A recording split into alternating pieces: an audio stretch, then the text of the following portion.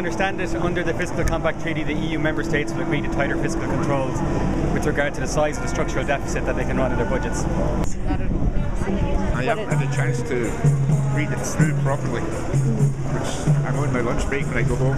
I'll get a chance to go through it properly.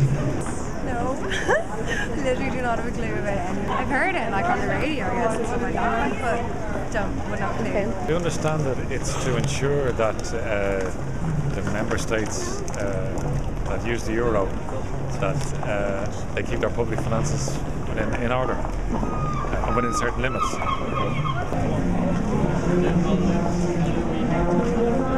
So I'm not sure if a vote is the right idea in terms of getting the right outcome, but if we do get a yes decision, I think it's good to have that ratified by as big a constituency as possible. I do, but unfortunately I'm not allowed to vote in it because I'm not an Irish national. I can vote on council elections, general elections. I'm not allowed to vote referendum, which makes me pretty damned angry. I would say voting on anything is good. Well, if you don't have your say, you can't moan about it, can you? I think if they don't, for Ireland to get loans from the EU in the future, might not be such a good thing. I think so, yeah.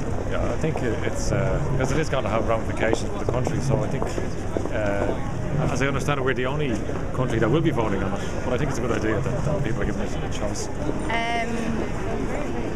Again, I just don't have a clue what it is. So. Yeah, well, I think there's certainly a tradition in this country that we would vote on any of these European treaties. I know this is not, I don't know whether it's called a treaty or not, but it's slightly different than the normal. But I think personally I think it's a good idea that people would, because it would seem to be sort of a substantive piece of legislation. Would I vote on it, you mean? Not before knowing what it is, I guess. Try to find out what it was and then maybe. Okay.